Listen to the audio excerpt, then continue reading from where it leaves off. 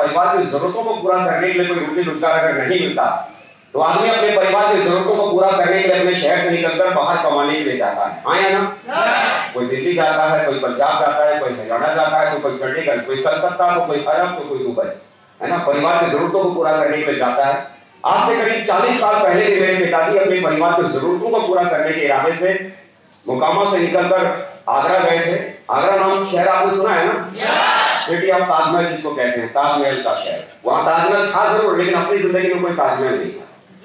एक छोटे से शहर में, एक बड़े से शहर में एक छोटी जिंदगी की शुरुआत मेरे फादर ने आज से 40 साल पहले की थी।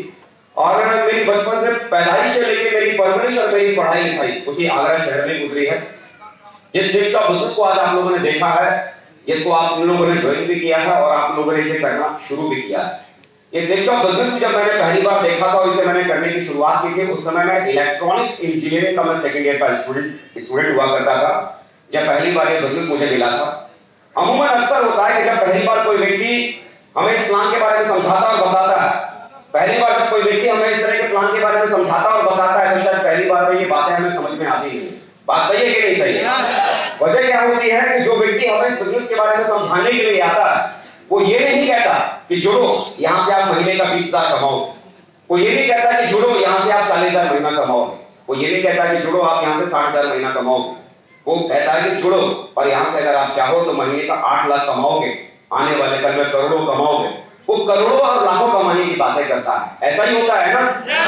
और हम और आप जिस परिवेश में पले बड़े होते हैं ना, जिस समाज में हम पले बड़े होते हैं, हमारा परिवार, हमारा समाज, हमारी दुनिया बहुत ही छोटी होती है। एक एवरेज फैमिली में हम लोग जन्म लेते हैं, एक एवरेज समाज में हम लोग जीते हैं, जहां पर एक छोटी छोटी बातों को हमारे दिमाग में डाला जाता है। हमारे माँ बाप, हमारे पेरेंट्स, हमारे गार्जियन, हमारे रिश्तेदार, हमारे पड़ोसी, हमारे दोस्त, सब छोटी छोटी बातें हमारे दिमाग में डालते हैं कि पढ़ना है, लिखना है, जिंदगी में कुछ करना है, पढ़ना है, लिखना है, जिंदगी में कुछ करना है। क्या करना है ये कोई नहीं बताता, और कोई अगर बताता भी है तो सीधे कहता है कि पढ़ना है, लिखना है, मोबाइल की दुकान चलानी है, पढ़ना है, लिखना है, किराने की दुकान चलानी है, पढ़ना है, लिखना है, कपड़े की दुकान खोलनी है, पढ़ना है, लिखना है, बैंक में नौकरी करनी है, पढ़ना है, लिखना है, रेलवे में नौकरी करनी है, पढ़ना है, लिखना है, 20,000 कमाना है, पढ़ना है, लिखना है, 40,000 कमाना है, पढ़ना है, लिखना है, 60,000 कमाना है। जितना कमाने की बात हमारे दिमाग में डाली जाती है, जितना कमाने का विचार हमारे दिमाग में डाला जाता है, हम उतना ही कमाने के इरादे से हम रास्ता खोजना शुरू कर देते हैं, और अंततः वही रास्ता हमें हमारी जिंदगी में मिल भी जाता है। हम में से बहुत सारे लोग यहाँ पर ऐसे होंगे जो महीने का 20,000 कमाते होंगे, महीने का 40,000 कमाते होंगे, महीने का 50,000, 60,000 कमाते होंगे, 70-80,000 कमाते होंगे। क्यों? क्योंकि हमने क्या खोजा था? महीने का 20,000 कमाने वाला काम, वो हमें मिला, हाँ या ना? हमने क्या खोजा था? महीने का 40,000 कमाने वाला काम, और हमें क्या मिला? महीने का 40,000 कमाने वाला काम। हमने 60,000 वाला काम खोजा था, हमें 60,000 वाला काम मिला, हमने उसे पाने की कोशिश की, प्रयास किया, वो मिल गया। हम में से ज्यादातर लोग लाखों कमाने के बारे में ना सोचते हैं, ना उस रास्ते पर चलने के बारे में विचार भी करते हैं। इसीलिए जिंदगी में कभी लाखों तक पहुंचना तो संभव ही, जब दिमाग में विचार ही नहीं आया, तो क्या लाखों कमाने के रास्ते में कोई व्यक्ति चल सकता है क्या? नहीं ना। मैंने भी जब अपनी जिंदगी में बिजनेस की शुरुआत की थी, पहली बार किसी व्यक्ति ने मुझे बिजनेस के बारे में जब समझाया था, ऐसा नहीं था कि मैं किसी बड़े परिवार से था, बड़े घर से था। मेरे पिताजी इससे पहले मजदूरी किया करते थे, और जब पहली बार ये बिजनेस मुझे समझाया और बताया गया, उन्होंने मुझे बताया कि इस बिजनेस की वजह से अगर आप चाहो तो महीने में 8 लाख रुपए कमा सकते हैं। कितना? इतना ही आपको भी बताया होगा। और पहली बार जब उन्होंने बताया कि महीने का 8 लाख कमा सकते हैं, सच बता रहा हूं, मैंने उनसे बोला कि देखिए साहब, आज मैं इंजीनियरिंग करता हूं, वो भी कोई प्राइवेट कॉलेज से नहीं, सरकारी कॉलेज से। उसके बावजूद आज मुझे इस बात का भरोसा नहीं है कि जब मैं इंजीनियर बन जाऊंगा तो उसके बाद भी महीना छोड़ दीजिए, साल का भी मैं 8 लाख रुपए कमा पाऊंगा या नहीं कमा पाऊंगा, साल का भी मेरा पैकेज 8 लाख रुपए का होगा या नहीं होगा, मुझे आज इस बात का भरोसा नहीं हो रहा। और आप यहाँ पर कहते हो कि अगर बिना डिग्री वाला भी अगर इसे करने की कोशिश करे तो महीने में 8 लाख कमा सकता है। डिग्री वाले को भरोसा नहीं है कि वो आने वाले कल में साल में भी 8 लाख कमाएगा या नहीं कमाएगा, और आप कहते हो महीने वाला अगर कोशिश करेगा, जिसके पास में डिग्री ना हो वो भी अगर कोशिश करेगा तो महीने का 8 लाख कमा सकता है। भरोसा करने वाली बात ठीक है? नहीं, भरोसा करने वाली बात नहीं होती, भरोसा करने वाली बात नहीं होती। लेकिन जैसा कि होता है हर किसी व्यक्ति के साथ में, विश्वास होता नहीं है, लेकिन लगातार जो व्यक्ति हमें इस बिजनेस के बारे में समझाता और बताता है, तो क्या एक ही बार में ये प्लान को बताने के बाद, इस बिजनेस के बारे में बताने के बाद वो चला जाता है, दोबारा फिर से ना कहने के बाद भी आता है, दोबारा फिर से आता है। क्योंकि उस व्यक्ति को समझाया गया होता है कि एक बार में समझाने से कोई आदमी समझता बार बार उससे मुलाकात करनी पड़ती है, बार बार उससे मिलना पड़ता है। तो जैसा प्रोसेस आप सबके साथ में होता है ना कि एक बार इंकार कर दिया तो फिर भी समझाने वाला पीछा नहीं छोड़ता, वो बार बार हमारे घर पर आता रहता है, बार बार हमें समझाता रहता है। तो वही सारी चीजें मेरे साथ भी चल रही थी, बार बार मुझे समझाने की कोशिश कर रहे थे, बार बार बताने की कोशिश कर रहे थे। दरअसल होता क्या है ना, पहली बार जब कोई व्यक्ति हमें बिजनेस के बारे में समझाता और बताता है, वो व्यक्ति कोई पराया नहीं होता, वो कोई अपना ही होता है, अपना कोई दोस्त होता है, अपना कोई रिश्तेदार होता है, अपना कोई पड़ोसी होता है। और वो रिश्तेदार बार बार जब हमारे घर पर आता है, वो दोस्त जब बार बार हमारे घर पर आता है, इस बिजनेस के बारे में बताता है, तो कई बार हम इस बिजनेस को करना नहीं चाहते, कई बार हम इस बिजनेस के भीतर जुड़ना नहीं चाहते, लेकिन उसके बावजूद वो दोस्त बुरा ना मान जाए, इस वजह से हम जुड़ जाते हैं। मेरी रिश्तेदारी ना टूट जाए, इस वजह से हम जुड़ जाते हैं। सिर्फ रिश्तेदारी को बचाने के लिए, सिर्फ यारी को बचाने के लिए सिर्फ जुड़ जाते हैं। और जुड़ने के बाद जब वो हमारा रिश्तेदार, हमारा यार, वो हमारा दोस्त हमसे कहता है ना, चलो ट्रेनिंग में चलते हैं, इसे सीखते हैं कि इस काम को कैसे करना है, समझते हैं कि इस काम को करके कैसे आगे बढ़ा जा सकता है। देखो, जब सामने वाले ने हमको जोड़ा था, भरोसा तब भी नहीं था। जब वो कह रहे थे कि यहां से महीने का लाखों कमा सकते हैं, भरोसा तब भी नहीं था। हम जुड़े क्यों थे? सिर्फ रिश्तेदारी बचाने के लिए। हम जुड़े क्यों थे? सिर्फ यारी बचाने के लिए। जब भरोसा ही नहीं था तो क्या लगता है आदमी सीखने का प्रयास करेगा? नहीं ना। ट्रेनिंग में जाने की बात करेगा क्या? नहीं। बार बार किसी व्यक्ति को जब कहते हो कि सीखना है, सीखना है, सीखना है, तो आदमी ध्यान नहीं देता। लेकिन जैसे कि हम सब जानते हैं, जुड़ने के बाद भी कहां कोई छोड़ता है, फिर पकड़कर घसीट घसीट के कभी ट्रेनिंग में लाता है, कभी मीटिंग में लाता है, कभी फंक्शन में लाता है। यहां भी आज बहुत सारे लोग घसीट के लाए गए, घसीट नहीं किडनैप करके लाए गए होंगे, वो आना नहीं चाह रहे होंगे, जबरदस्ती उनको लेके आया गया हो। तो ऐसे ही जबरदस्ती करके जुड़ने के बाद ही लोगों को लाया जाता है। इसका कारण, इसका प्रोसेस बाद में बताऊंगा, आगे मैं बताऊंगा। तो उसी प्रोसेस की डेट मैं भी था, मैं भी बचा नहीं। नाना करते आखिर प्यार तो करना ही था, नाना करते मैं इस बिजनेस के भीतर जुड़ भी गया। और जुड़ने के बाद मुझे लगा कि चलो ठीक है, जुड़ गया हूं, चलो कोशिश करके देखते हैं। और कोशिश करने की शुरुआत की, कोशिश करने की शुरुआत की तो जो मेरी उम्र के जो लोग थे, जो मेरे साथ कॉलेज में मेरे दोस्त पढ़ते थे, अपने दोस्तों को मैंने इस बिजनेस के बारे में नहीं कभी बताया। पड़ोसियों में जो जिन दोस्तों के साथ में खेलता कूदता था, उनको मैंने कभी इस बिजनेस के बारे में नहीं बताया। अब आप पूछोगे क्यों? है ना? क्योंकि देखो, मुझे ये बिजनेस पसंद आया, मेरे दिमाग में जुड़ने का इरादा भी आया, मुझे पसंद आया और मैं जुड़ना भी चाह रहा था। तो जुड़ने के लिए क्या लगता है? क्या लगता है? पैसा था क्या मेरे पास? मैंने तो पहले बोला ना, कॉलेज में पढ़ने वाला स्टूडेंट था। तो एक स्टूडेंट पैसा कहां से मांगता है? अपने पेरेंट्स से, माँ बाप से, गार्जियन से। सही है ना? तो क्या था, पहले मैंने समझा, और जब मैंने समझा तो उसके बाद पापा को समझाया। तो मेरे दिमाग में एक बात थी, अगर मैं किसी दोस्त को बताता हूं तो हो सकता है उसको भी ये बिजनेस अच्छा लग सकता है, हो सकता है वो भी जुड़ना चाहेगा। लेकिन अच्छा लगने के बाद, जुड़ने के बाद फिर बोलेगा यार पापा को भी समझा दे, अगर पापा पट जाएंगे ना तो अपना श्री गणेश हो जाएगा। तो मुझे लगता था जब फाइनली पटाना पापा को ही है तो बेटे को पटाने से क्या फायदा, सीधे पापा को समझाएंगे, और पापा अगर पट गए तो फिर मामला शुरू हो जाएगा। तो मैंने कभी भी इस बिजनेस के भीतर अपनी उम्र के दोस्तों को इस बिजनेस के बारे में नहीं बताया। किन्हें बताना शुरू किया? जो मुझसे उम्र में ज्यादा थे, जो मुझसे उम्र में ज्यादा थे। कोई 40 साल का व्यक्ति था, कोई 50 साल का था, कोई 55 साल का, कोई 60 साल का। ऐसे लोगों को मैंने इस बिजनेस के बारे में समझाना मैंने शुरू किया। जब मैं किसी 40 साल के व्यक्ति के पास में जाता था और उनसे मैं बड़े प्यार से बोलता था, अंकल जुड़ जाओ, करोड़पति बनोगे, तो अंकल मुस्कुरा के मुझसे पूछते थे कि बेटा तुमने कितना करोड़ कमाया? तो मैं हंस कर बोलता था कि अंकल आप जुड़ोगे तभी तो कार्यक्रम शुरू होगा ना। तो अंकल भी हंस के बोलते थे कि बेटा देख, चोर भी है ना, कम से कम अपना मोहल्ला छोड़ के चोरी करता है, कम से कम अपने मोहल्ले वालों को मत फंसा, दूसरे मोहल्ले वालों को फंसा, अपना तो कम से कम छोड़ दे। मुझे समझ ही नहीं आ रहा था कि आज तक एक आदमी को शायद कोई 10,000 या 20,000 कमाने का रास्ता बताने के लिए कोई नहीं आता, और मैं उनके पास में लाखों कमाने का रास्ता बताने के लिए गया हुआ था। ये बात उनको समझ में क्यों नहीं आ रही? ये जो कहानी जो मैं आपको सुना रहा हूं, ये 15 साल पहले की कहानी है। कब की कहानी है? 15 साल पहले की कहानी है। अब 15 साल पहले मेरी उम्र छोटी होगी या बड़ी होगी? छोटी थी ना। तो उस समय मुझे समझ नहीं आ रहा था कि मैं उन्हें लाखों कमाने की बात बता रहा हूं, इन्हें कोई 10,000 कमाने का रास्ता बताने वाला नहीं आया होगा, 5,000 कमाने का कोई रास्ता बताने वाला नहीं आया होगा। मैं लाखों कमाने की बात बता रहा हूं, उनको समझ में क्यों नहीं आ रहा? बच्चा था ना उस समय, तो समझ मुझे नहीं आ रहा था कि कोई बात समझ में क्यों नहीं आ रही। जब मैं किसी 50-55 साल के किसी व्यक्ति के पास जाता था और इस बिजनेस के बारे में बताता था और उसमें बड़े प्यार से बोलता था, बाबा जुड़ जाओ करोड़पति बनोगे, तो बाबा अपने सफेद बालों को ऐसे दिखाते थे और कहते थे बेटा ये तो देख रहा है। और मैं देखता था और मन मन सोचता था कि शाहरुख खान के जैसे। वो अलग बात है, मैं भूल नहीं पाता था, बुजुर्ग थे ना। वो कहते थे बेटा ये तो देख रहा है, एक्सपीरियंस, तजुर्बा। मुझे आज तक जिंदगी में समझ में नहीं आया कि बालों की सफेदी का तजुर्बे से क्या लेना है। मुझे आप बताओ, अगर आदमी अगर जिंदगी में अगर कुछ भी ना करे तो क्या काले बालों से आदमी के सफेद नहीं होंगे? तजुर्बा, चलो कोई बात नहीं, बुजुर्ग थे।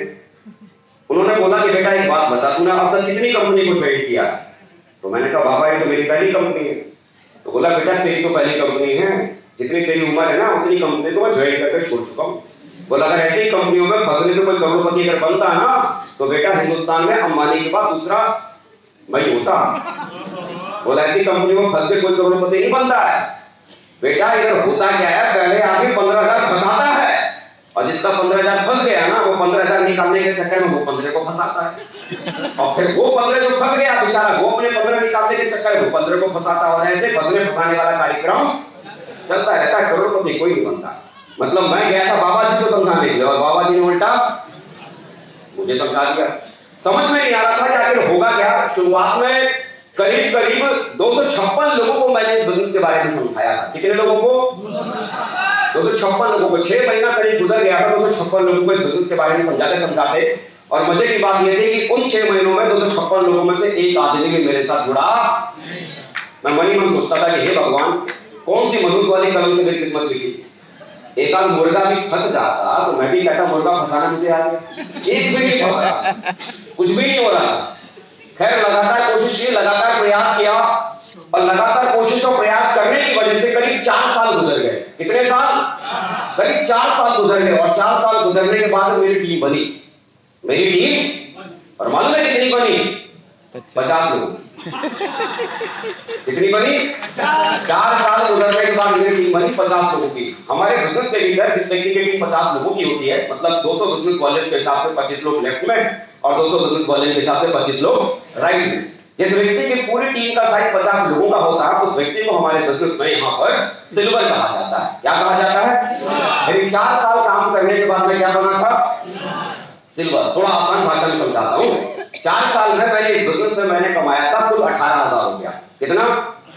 एक दिन में बैठ के कैलकुलेट कर रहा था 4 साल में 18,000 मेरा महीने का हिसाब कितना आया। तो मैं जोड़ रहा था तो 450 रुपये महीना आ रहा। 450 रुपये महीने का पड़ा 4 साल में। अब आप मुझे बताओ, यहाँ लोग बोलते थे कि 3 साल काम करो, 4 साल काम करो, 3-4 साल काम करके आदमी डायमंड बन जाता है ना? जिंदगी बदल जाती है। और मैं 4 साल मैंने काम कर लिया, जिंदगी तो बदली, बदलना छोड़ो, जिंदगी बदलने की शुरुआत भी नहीं हो रही थी। 4 साल काम किया, 4 साल सिल्वर बना। तो मुझे बताओ 4 साल काम करके कोई आदमी 18,000 कमाएगा तो आदमी क्या करेगा? क्या करेगा? मैं भी आदमी आप ही के जैसा समझदार, मैंने भी छोड़ दिया। आपकी बात मान ली थी, मैंने भी छोड़ दिया। और छोड़ने के बाद मैं घर बैठ गया और मैं सोचने लगा कि यार ये काम तो बड़ा सही था। शायद जो लोग डायमंड बन गए यहाँ पर उनकी किस्मत बड़ी अच्छी थी, भगवान ने उनको उनका साथ दे दिया जिसकी वजह से वो डायमंड बन गए, सफल हो गए। लगता है भगवान मेरी किस्मत थोड़ा ठीक नहीं बनाई उसने, भगवान मेरा साथ नहीं दे रहा। बताओ 4 साल में अपने साथ में कुछ भी नहीं हुआ, समझ नहीं आ रहा था क्या होना है, क्या करना, कैसे करना। उसी दरमियान मेरी शादी हो गई। और शादी के बाद मैं सोचने लगा यार जिंदगी में कुछ तो करना पड़ेगा। क्योंकि शादी हो गई थी, कल को परिवार बढ़ेगा तो कुछ ना कुछ तो आदमी को करना पड़ेगा ना। और पिछले 4 साल से जिंदगी में अगर कुछ किया था तो खाली सेक्स शॉप, इसके अलावा कुछ करना जानता मुझे समझ नहीं आ रहा था करूँ तो करूँ क्या। मुझे समझ नहीं आ रहा था तो करना है तो करना कैसे है। लेकिन मजे की बात यहाँ पर 4 सालों में ये हो गई थी कि जिन्होंने मुझे जोड़ा था इन 4 साल के दरमियान वो बन गए थे डायमंड और मैं नहीं बना था डायमंड, मैं तो था खाली सिल्वर। वो डायमंड बन चुके थे 4 साल में। वो 4 साल में क्या बन चुके थे और मैं 4 साल में क्या था? सिल्वर। देखो सिल्वर 4 साल में था। सच बता रहा हूं मेरा रिकॉर्ड हिंदुस्तान में आज तक सेक्स शॉप कंपनी में किसी ने नहीं तोड़ा। आजकल के लोग तो मेरा रिकॉर्ड तोड़ ही नहीं सकते। बताओ महीने 2 महीने 3 महीने में सिल्वर बन जाती है, कोई तरीका है? हम हैं रिकॉर्ड होल्डर 4 साल में सिल्वर। समझ रहे हैं आप? 4 साल में सिल्वर। तो हुआ क्या, उसी शादी के दरमियान जिन्होंने मुझे जोड़ा था ना 4 साल जिन्होंने मेरे साथ काम किया था ना, वो भी मेरी शादी में थे, तो मैं देख रहा था वो तो डायमंड बन गए। तो मैं सोच रहा था यार इन्होंने ऐसा 4 साल में क्या किया जिसकी वजह से ये डायमंड बन गए, और मैंने इन 4 सालों में क्या किया, क्या नहीं किया जिसकी वजह से मैं डायमंड नहीं बना। ऐसा मैंने क्या किया जिसकी वजह से मैं डायमंड नहीं बना? वो डायमंड बने जो उन 4 सालों में कुछ ना कुछ तो ऐसा किया होगा जिसकी वजह से वो डायमंड बने होंगे, हाँ या ना? मैंने ऐसा कुछ किया होगा जिसकी वजह से मैं 4 सालों में डायमंड नहीं बना होगा, हाँ या ना? वो वजह, वो कारण क्या था ये समझ उस समय नहीं आ रहा था। मैं उनके पास में गया और उनके पास में दोबारा जाने के बाद मैंने बोला कि सर मुझे भी डायमंड बनना। उन्होंने बोला बेटा पहले भी तुझे डायमंड बनना था। बोला नहीं सर सच्ची में इस बार डायमंड बनना। सर ये समझ में नहीं आया, आप डायमंड कैसे बन गए और मैं डायमंड क्यों नहीं बन पाया? आप सफल कैसे हो गए और मैं सफल क्यों नहीं हो पाया? तो उन्होंने मुझसे पूछा कि अगर मुझे एक बात बताओ कि आप सिर्फ सबसे पहले क्या करते थे? मैंने कहा सर आपको ऐसे सवाल करो जैसे आपको पता ही मैं करता क्या था। आपको पता तो है ना मैं कॉलेज में पढ़ता था, इंजीनियरिंग कॉलेज में पढ़ता था। बोला अच्छा, बोला पढ़ते थे तो कभी कॉलेज जाते थे तो कैसे कॉलेज जाते थे? तो दरअसल था क्या कि मेरा कॉलेज आगरा शहर में नहीं दूसरे शहर में था। मैं हॉस्टल में नहीं रहता था, बाहर में रूम किराए पर लेकर रखता था। तो मेरे रूम से मेरे हॉस्टल तक का दूरी थोड़ी सी थी, तो मेरे पास एक साइकिल थी जिस साइकिल से मैं कॉलेज जाता था। तो मैंने उनसे बोला कि साहब मेरे पास में साइकिल है, साइकिल से मैं कॉलेज जाता हूँ। तो बोला अजय भी साइकिल से आप कॉलेज जाते हो, कभी आपकी साइकिल पंचर हुई है क्या? तो मैंने कि ये कैसी बात कर रहे हो सर, साइकिल है तो साइकिल कभी ना कभी तो पंचर हुई होगी। बोला हाँ हुई है। तो बोला जब आपकी साइकिल पंचर हुई थी तो आपने क्या किया था? बोला करना क्या था, पंचर वाले के पास में गया था और उसे पंचर बनवा लिया था मैंने साइकिल का। बोला कितना रुपया उसने आपके साइकिल का पंचर बनाने का लिया? मैंने कितना लिया होगा सर, 10-12 रुपए पंचर बनता था तो 10 रुपए लिया होगा उसने साइकिल का पंचर बनाने का। बोला 10 रुपया लिया था। बोला अच्छा जी एक बात बताओ, पढ़े लिखे यार आप भी दिख रहे थे, उसमें पढ़े लिखे थोड़ा तो आप भी थे, साइकिल का पंचर आपने खुद क्यों नहीं बना दिया? मैंने कहा सर साइकिल का पंचर बनाना मुझे थोड़ी आता है, ये तो साइकिल वाले को साइकिल का पंचर बनाना आता है। तो उस समय उन्होंने मुझे बोला कि अजय जी 10 रुपए कमाने के लिए भी है ना आदमी को सबसे पहले 10 रुपए वाला काम सीखना पड़ता है। 10 रुपए कमाने के लिए भी सबसे पहले आदमी को 10 रुपए का काम सीखना पड़ता है। बोला आप मुझे बताओ इस बिजनेस को करने के लिए आपने कितना सीखा? आप मुझे बताओ इस बिजनेस को करने के लिए कितनी बार आप ट्रेनिंग और मीटिंग्स में गए?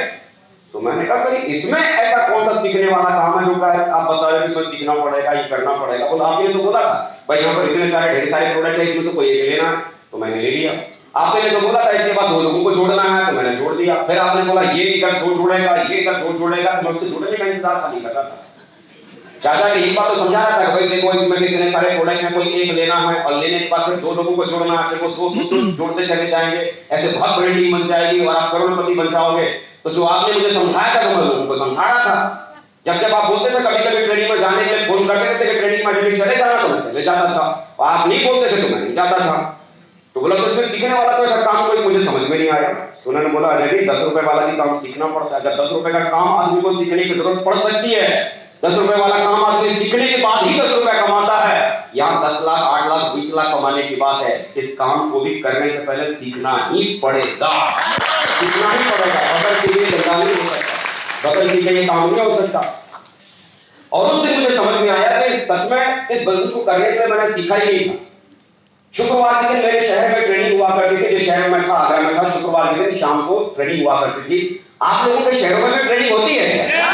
होती है क्या? मेरे शहर में भी हुआ करती थी। मैंने वहां ट्रेनिंग में मैंने जाना शुरू किया। उन्होंने बोला कि अजय जी कॉलेज के भीतर वही बच्चा टॉप करता है जो रोज उस कॉलेज के भीतर जाता है और रोज वहां पर मन लगाकर पढ़ता है। जो क्लास को बंक करता है वो कभी टॉपर नहीं बनता। उस क्लास को खाली रेगुलर अटेंड करते रहना, एक दिन टॉपर जरूर बनोगे, छोड़ना कोई क्लास में, कोई भी क्लास में छोड़ना। हर शुक्रवार के दिन ट्रेनिंग में जाने लगा, हर संडे के दिन सेमिनार में जाने लगा, इस तरह के फंक्शंस में आने लगा, डायमंड सेलिब्रेशन में जाने लगा, दिशा वर्कशॉप के भीतर जाने लगा। तो धीरे धीरे ये बिजनेस समझ में आने लगा और मुझे अपनी गलतियों का एहसास होने लगा कि कहां मुझे क्या करना चाहिए था और कहां मुझे क्या नहीं करना चाहिए था। हो क्या रहा था कि जो मुझे नहीं करना था मैं वही करता जा रहा था और जो मुझे करना चाहिए था वो मैं कर ही नहीं रहा था। इवन छोटी छोटी बातें वहां सिखाई जा रही थी। आप यकीन नहीं करोगे कि वहां कपड़ा पहनना तक सिखाया जा रहा है। इस काम को अगर करना है तो कपड़ा पहनना भी आपको सीखना पड़ेगा। मैं पहले सोचता था कपड़े से क्या लेना देना अपने काम का, कपड़ा तो कपड़ा है, कोई भी पहन के काम किया जा सकता है, तो कपड़ा इसमें सीखने वाली क्या बात? मेरा अच्छा ही सवाल। इस हॉल में कितने ऐसे लोग हैं जो वकील हैं? हाथ खड़ा करो जरा सा। कई सारे लोग वकील दिख रहे हैं नीचे और ऊपर। कितने सारे लोग इसमें से हैं पुलिस डिपार्टमेंट में काम करते हैं, पुलिस विभाग में नौकरी करते हैं। देखो कुछ लोग नीचे, और नीचे भी आप खड़े कर रहे हैं, ऊपर भी। चलो बहुत बढ़िया। अब एक काम करता हूं, आप में से किसी एक व्यक्ति को उठाता हूं और मैं बोलता हूं भीड़ में जाओ और भीड़ में चेहरा देकर बताओ कि इसमें से वकील साहब कौन है। बता सकते हो क्या? चेहरा देकर बताओ। मैं आपसे बोलूं चलो इस भीड़ में जाओ और इसमें से ढूंढ के बताओ कि चेहरे को देखकर इसमें से पुलिस वाला कौन है। बता सकते हैं? नहीं ना। कोर्ट में जाओ, कौन वकील साहब है तुरंत तो मालूम हो जाएगा कि नहीं। पुलिस वाला कौन है तुरंत मालूम हो जाएगा कि नहीं। हॉस्पिटल में जाओ, कौन डॉक्टर साहब है पूछने की जरूरत पड़ेगी या तुरंत मालूम पड़ जाएगा कि नहीं। कैसे? उनके ड्रेस कोड को, आप उनके पहनावे को देखकर आपको मालूम पड़ जाएगा ये वकील साहब है, ये जज साहब है, ये पुलिस वाले हैं, सब मालूम पड़ जाएगा। उनका पहनावा, मुझे नहीं मालूम था कि किसी भी काम को करने के लिए पहनावा भी बहुत जरूरी होता है। लेकिन उस मीटिंग से पहले मैं करता क्या था कि अगर मुझे अपने ही मोहल्ले में किसी को अगर प्लान कर देना है तो मैं क्या करता था, लोअर पहन के, टी शर्ट पहन के, और कई बार वो बाथरूम में जाने के लिए चप्पल का इस्तेमाल करते हैं ना, तो जल्दी में वो चप्पल पहन के भी चला जाता। मोहल्ले का अंकल जी को तो प्लान देना है, तो उसमें से कौन सा सजना सवरना, कोई अपने को शादी, उनकी बेटी का शादी थोड़ी करने के लिए जाना है। मैं ऐसे ही पहुंच जाता था। अपने किसी दोस्त के पास भी अगर प्लान देने जाता था तो ऐसे ही चला जाता, कभी जीन्स पहन के, कभी टी शर्ट पहन के, कभी सैंडल डाल के ऐसे ही चला जाता था। आजकल भी यंग एज में बहुत सारे बच्चे कैसे पहनते हैं जीन्स को, बच्चे नहीं, हम जैसे यंग एज के बच्चे लड़के पहनते हैं क्या, जीन्स पहनते हैं। जीन्स वो फटी हुई जीन्स आती है ना, थोड़ा रगड़ी हुई जीन्स आती है, फटी हुई जीन्स आती है, उसे क्या बोलते हैं, रफ्ड जीन्स। हम जैसे मॉडल बच्चे क्या बोलते हैं, रफ्ड जीन्स, और उसे पहन के क्या बोलते हैं, माचो लुक आता है, माचो, है ना, रफ्ड जीन्स हम पहनते हैं। और उस रफ्ड जीन्स को पहनकर आप जरा सोचो, फटी फटाई जीन्स पहनकर, टी शर्ट डाल के, रंग बिरंगी तितली टाइप की पहनकर अगर किसी को प्लान देने जाओगे, आपको प्रोफेशनल समझेगा या लघुआ समझेगा? लघुआ समझेगा ना। और लघुआ आदमी कौन होता है, जिम्मेदार या गैर जिम्मेदार?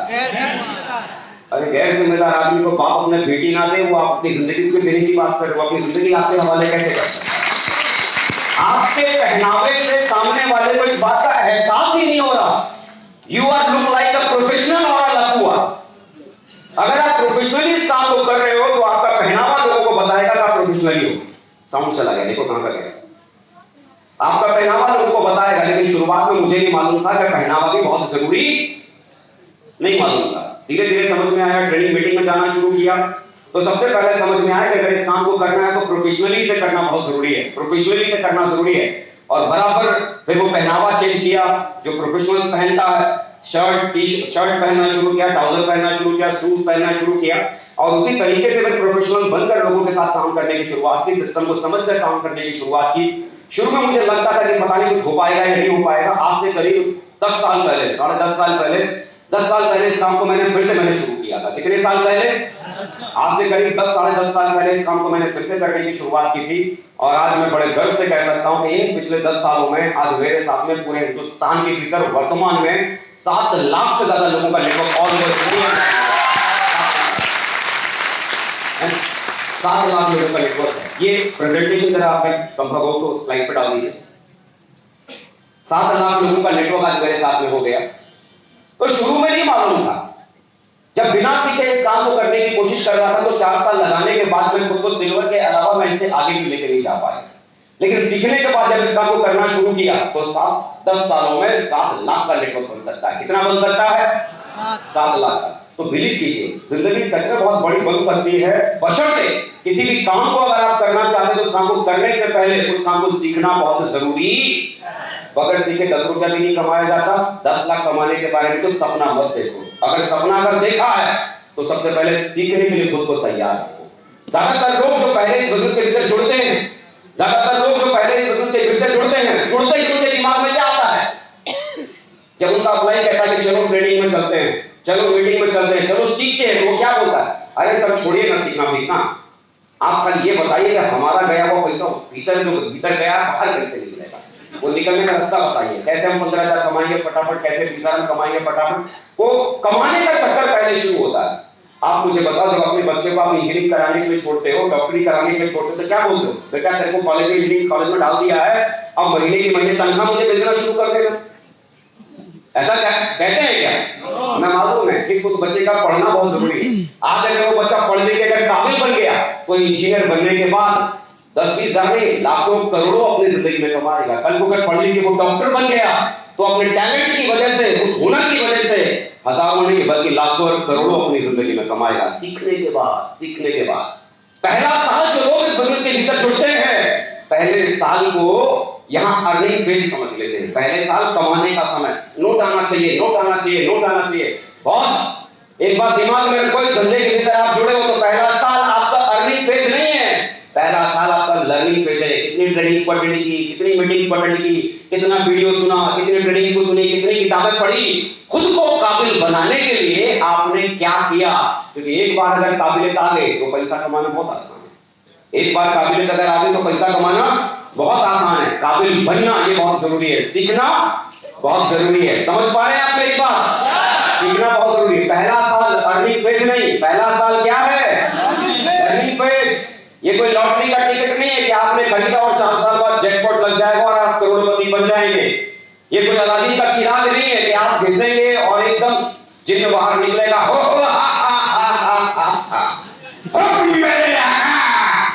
चल मौसरी जिला, चल करोड़पति बना, चल ऑडी लेके आ। ये कोई अलादीन का चिराग नहीं। ये चिराग आपकी ख्वाहिशों को पूरा करेगा जरूर, लेकिन उससे पहले आपको इस काम को सीखना। तैयार हैं आप सीखने के लिए? तैयार हैं? चलिए मैं एक बार फिर से आप सबका बहुत बहुत स्वागत करता हूं। Welcome all of you. आज के सेशन के अंदर आप सबका बहुत बहुत स्वागत है। और आज इस बिजनेस को मैं पिछले 15 सालों से कर रहा हूं। कितने सालों से? मैं पिछले 15 सालों से कर रहा हूं। जिन 15 सालों में 4 साल 5 साल शुरुआत में कोई औकात नहीं थी, और आज 10 सालों में आपके बीच में, मैं आपके बीच में यहाँ पर एज अ क्राउन मैं आप लोगों से बात कर रहा हूँ। एज अ क्राउन आज मेरा लेवल है। मुझे क्या मिला, मैंने इस बिजनेस को मैंने किया। आज लाखों लोगों की टीम आज मेरे पास में है। नाम के आगे भाई साहब करोड़पति का टैग लगा हुआ है। मतलब रोडपति नहीं हूँ, करोड़पति है। इस कुल में करोड़पति का टैग लगा। समय की आजादी आज मेरे पास में है। समय की आजादी मुझे मिल गई। जरा सोचो, आज अगर इस बिजनेस के भीतर अगर नहीं होता तो कहीं ना कहीं हो सकता था कि किसी ना किसी बड़ी कंपनी में या कोई सरकारी विभाग में मैं इंजीनियर वाली नौकरी कर रहा होता। ऐसे ही होता ना, इंजीनियरिंग कर रहा था, पास आउट करता, डिग्री लेता, मार्केट में जाकर नौकरी खोजना शुरू करता। सरकारी मिलती या प्राइवेट मिलती। सरकारी मिलती तो 60 साल तक नौकरी करता, सरकारी अगर नहीं मिलती तो प्राइवेट करता, शायद 60 साल के बाद भी करते रहता। हाँ या ना? करता ही रहता। लेकिन जिंदगी में आज भी मुझे अपने परिवार की जरूरतों को पूरा करने के लिए रोज 8-10 घंटे काम करना ही करना। हाँ कि ना? लेकिन मजे की बात, आज मैं यंग हूं कि नहीं? क्या है किसी को? यंग हूं, रिच हूं, अमीर हूं कि नहीं? और सबसे बड़ी बात, जो सबसे बड़ी है, रिटायर्ड हूं। रिटायर्ड हूं। आप लोग मजाक कर रहे हो? रिटायरमेंट का मतलब तो 60 साल का बूढ़ा होता है, चेहरे पे झुर्रियां होती है, रीढ़ की हड्डी के बरसात को खड़ा भी नहीं रह सकता, रीढ़ की हड्डी मुड़ी हुई होती है। भाई आप मजाक कर रहे हो, आप रिटायर कैसे हो सकते हो? आप गलत समझते हैं।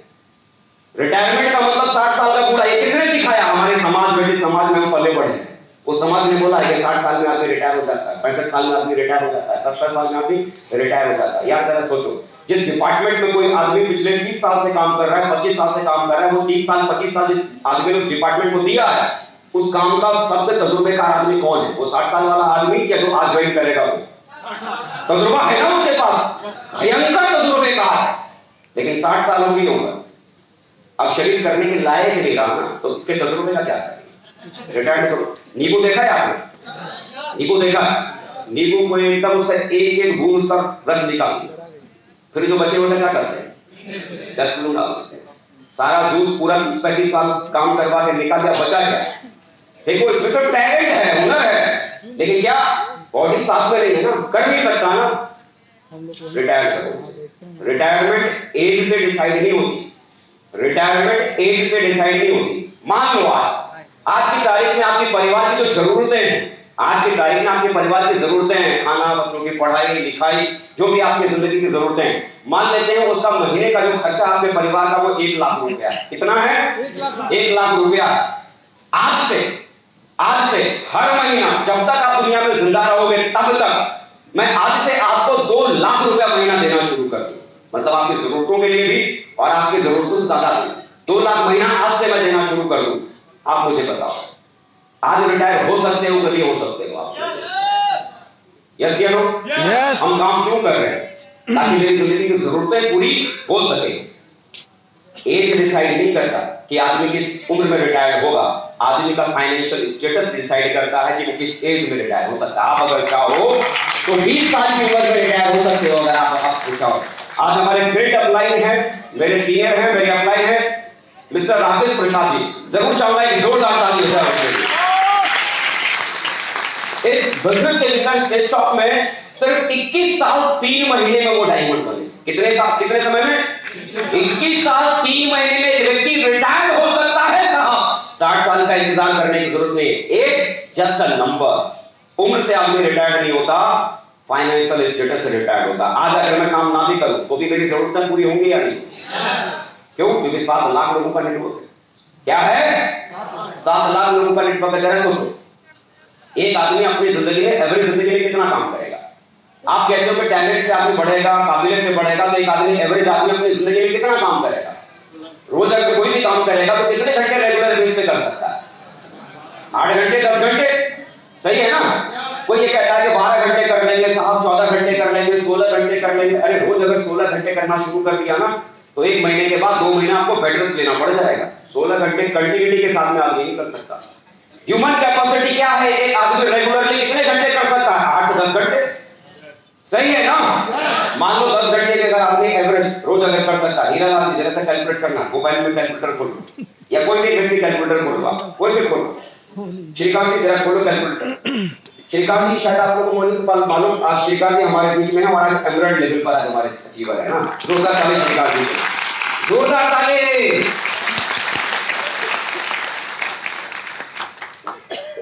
आदमी 10 घंटे रोज काम कर सकता है, यही ह्यूमन कैपेसिटी है ना।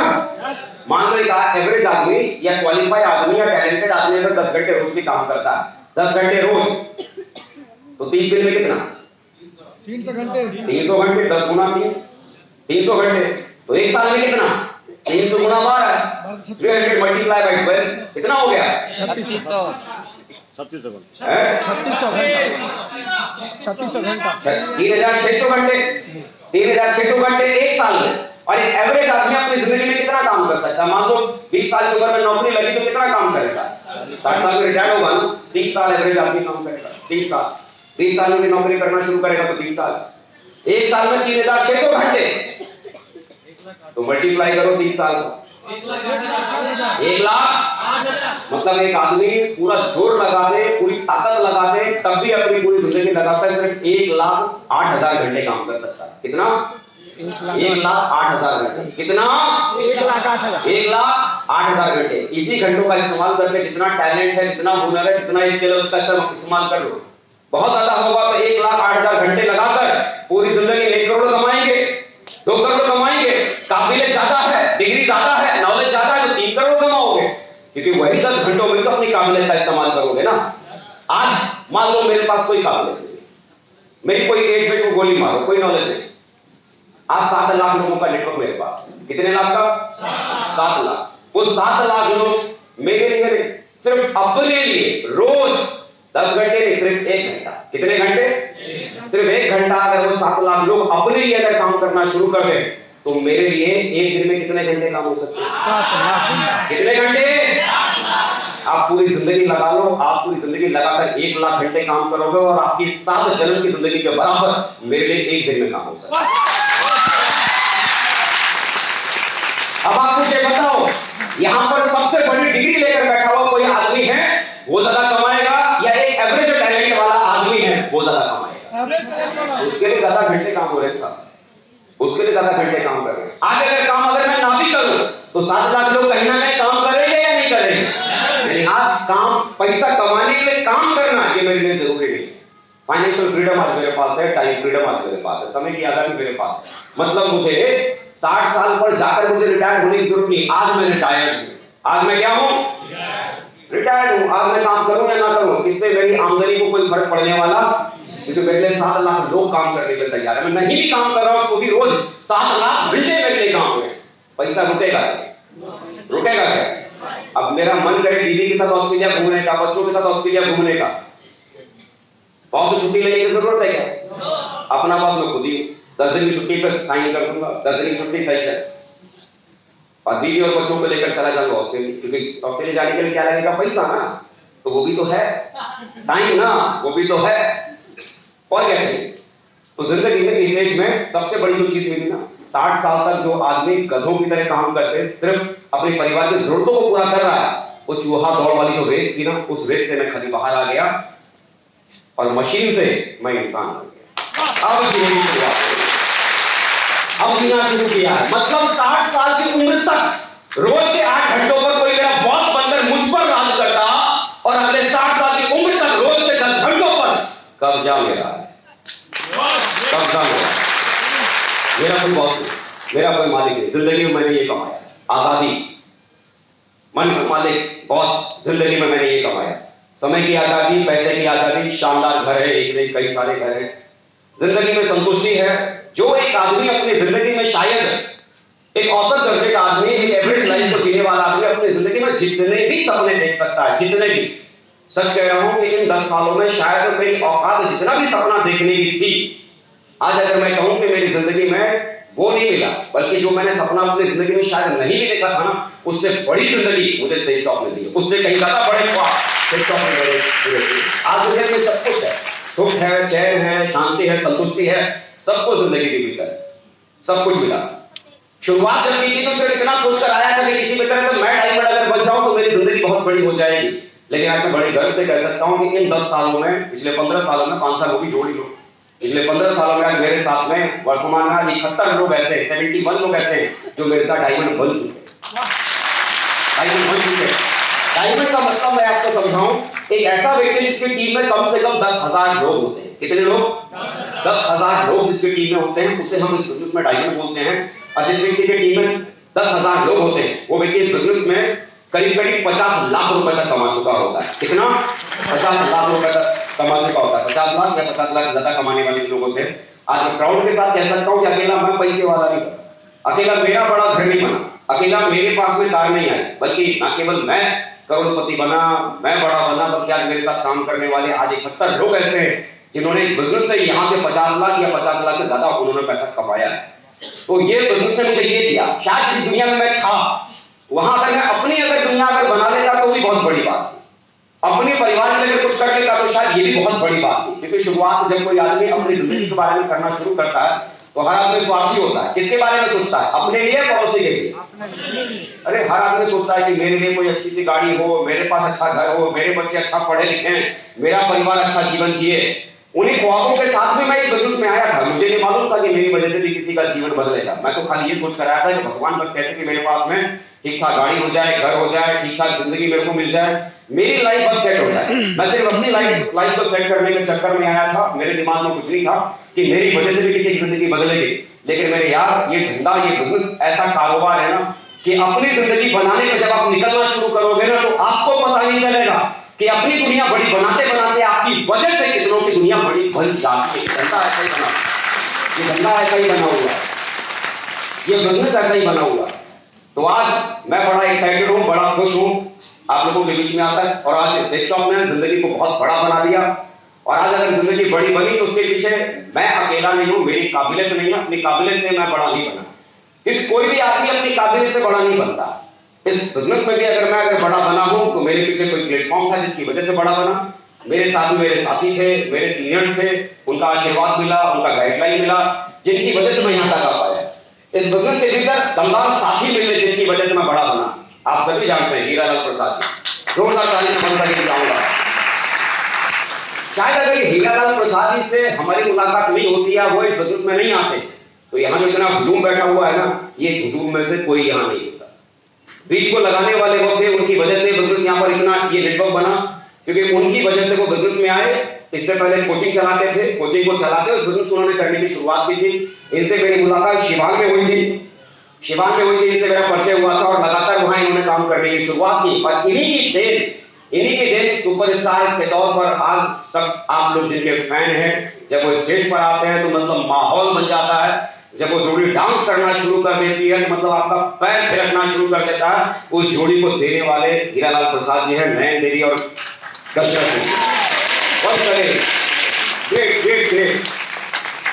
अकेला आदमी अपनी काबिलियत से बड़ा नहीं बनता। देखो एक स्टार में इन्होंने दिया दीपक। प्रेजेंट टाइम में आगे रूबी है।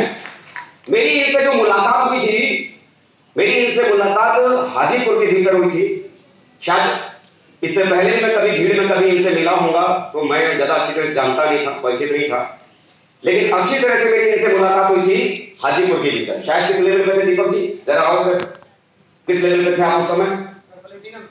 प्लैटिनम थे ये, उस समय प्लैटिनम लेवल पे थे। और प्लैटिनम लेवल पे मेरी इनसे मुलाकात शायद इनके शहर में कभी शायद शिवान या गोपालगंज में हुई होगी। और उस समय इनको बोला था कि हाजीपुर में काम करने की शुरुआत करो। देखो एक नौजवान लड़का एक ऐसी एज होती है ना कि जिस एज में लोग भटक सकते हैं, लेकिन अगर भटकने वाली उम्र में अगर सही रास्ता दिखाने वाले अगर लोग मिल जाते हैं ना तो भटकने वाला भटकता नहीं बल्कि अपनी जिंदगी बना लेता है। मैं खुशकिस्मत मानता हूं अपने आप को कि शायद जिस उम्र में मैंने करना शुरू किया भटकने वाली एज से भटक सकता था। जिस उम्र में दीपक जी ने करना शुरू किया वो भटकने वाली एज से भटक सकते थे। कमिटमेंट के साथ इनको बोला कि दीपक जी बड़ा काम करना है, हाजीपुर में सेटल हो जाओ, हाजीपुर से बिजनेस बड़ा होगा। इनके पास ऑप्शन था, कह सकते थे कि साहब मैं तो गोपालगंज में रहता हूं, मैं क्या करूंगा हाजीपुर में जाके, मेरा घर, मेरे माँ बाप, मेरा परिवार, मेरा भाई सब यहाँ रहते हैं, यहाँ रहते हैं। बोलो मैं गोपालगंज में क्या हाजीपुर में जाके काम क्यों करूंगा? लेकिन कोई सवाल नहीं। बोला सर आपने बोला है कि हाजीपुर में जाके काम करना है। हाजीपुर में प्लैटिनम लेवल पर जमकर उन्होंने यहाँ पर काम करना शुरू किया। प्लैटिनम लेवल से शुरू किया हुआ कारोबार आज एक छोटी उम्र के एक नौजवान ने आज 5000 से ज्यादा लोगों का नेटवर्क आज उन्होंने खड़ा कर दिया। 500 ज्यादा आज प्रेजेंट टाइम में उनकी लेवल पे और बहुत जल्दी ओपन बनने वाले। कितना नेटवर्क होगा दीपक जी आपका? सर वर्तमान में अभी 8,500 8,500 भाई, 8,500 लोगों का नेटवर्क खड़ा कर दिया। तो एक व्यक्ति जब डिसीजन लेकर कुछ करने की शुरुआत करता है तो ऐसे हीरो बनते हैं, ऐसे हीरो पैदा होते हैं। दीपक की शादी वादी हो गई? नहीं सर, देख लो कुंवारे, मुझे मत देखना, मेरी हो गई। मुझ पर नजर मत डालना, 2 बच्चों का बाप हूं, किसी के मुझ पर नजर मत डालना। कोई बेटी का बाप यहाँ पर बैठा होना तो ढूंढ देना तुम ज्यादा कैसा। देखो हमारे बिहार में तो क्या रेट फिक्स है दूल्हों का सा। 20,000 की नौकरी वाला दूल्हा देखो कितना, 40,000 की नौकरी वाला दूल्हा तो कितना, और 80,000 की नौकरी वाला तो वाला ये समझ में नहीं आता। लाख वाला दूल्हा हो तो फिर कितना, लाख कमाने वाला दूल्हा हो तो फिर कितना, फिर तो दहेज भाई। नौजवानी में लोग पप्पा की दी हुई साइकिल से चलते हैं और ये नौजवान अपनी नौजवानी में क्रेटा कार में चलता है, क्रेटा कार में चलता है। बाप की कमाई का नहीं,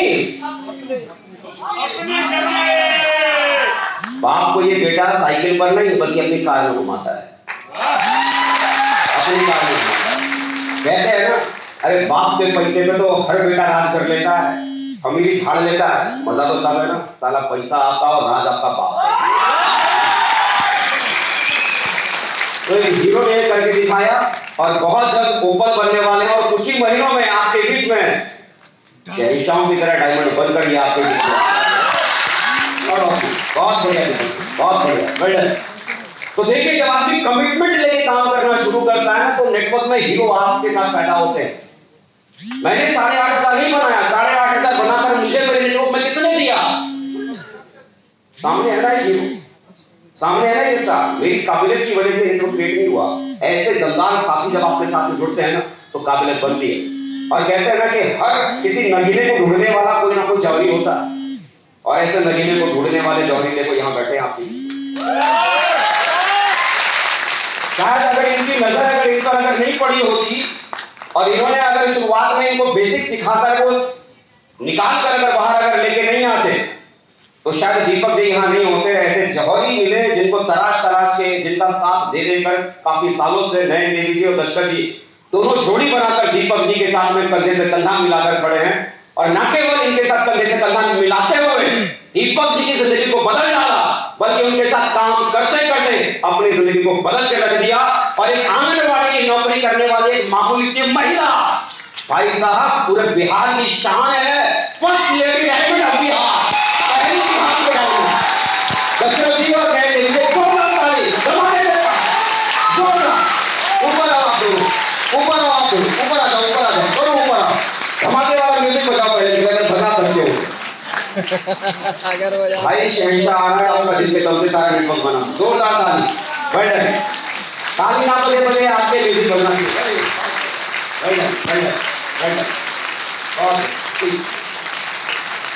बहुत बढ़िया आप देखो शायद इन लोगों के बीच में आप बहुत समय आपने गुजारा भी है लोग पता है क्या है अपनी कमजोरियों का रोना हमेशा रोते रहते हैं साहब मेरे पास ये कमजोरी मेरे पास वो कमजोरी लेकिन ये दो जोड़ी जो आपके बीच में बैठी है ना इस जोड़ी के साथ मैंने बहुत शुरू से मैंने काम किया है इनसे मेरा नाता रिश्ता है ना उस समय का है जब मैं फकीर था मतलब मेरी औकात कुछ भी नहीं थी शायद मैं 2 रुपया भी आसानी कमाता था उस समय से इनका साथ मुझे मिला है उस समय से ये लोग जानते हैं जब हम लोग ट्रेनिंग किया करते थे ना ट्रेनिंग शुक्रवार के दिन ट्रेनिंग करते थे जमीन पर लोगों को चटाई पर बिठाकर ट्रेनिंग किया करते लोग उस जमाने से ये साथी हैं उस जमाने से हम लोग अपने साथ को पढ़ा है साथ में और उस जमाने में देखा था मैं इनके साथ में एक बार जब मैं शिवान में था गोपालगंज गया हुआ था तो गोपालगंज से मुझे इनके घर में जाने का मौका मिला बहुत छोटी जिंदगी थी और छोटी जिंदगी की शुरुआत किया था आंगनवाड़ी में नौकरी किया करते थे नयन देवी जी और दशरथ जी उस समय किसान से हल चलाया करते थे लोग कहते हैं ना पढ़ा लिखा होगा कई बार लोग हवाला दे देते हैं साहब हम लोग पढ़े लिखे नहीं इसमें कुछ नहीं कर सकते दशरथ जी ने अपनी कमजोरियों के ऊपर काम किया कभी ये नहीं बोला कि साहब मैं पढ़ा लिखा नहीं हूं तो मैं आगे नहीं पढ़ूंगा इन्होंने सीधे बोला मैं पढ़ा लिखा नहीं हूं तो साहब क्या हुआ पढ़े लिखे लोग नाम रोशन नहीं करते हैं क्या हम रोशन करके दिखाएंगे नाम रोशन करके दिखाएंगे ऐसे हीरो मिले ये ऐसे हीरो मिलते हैं नए तरीके से हीरो मिलते हैं ऐसे हीरो मिलते हैं तो जो लोग बनते हैं वो अपनी काबिलियत की वजह से नहीं बनते उन्हें ऐसे हीरो मिलते हैं और वो किसी और को सुपरस्टार बनाते हैं बहुत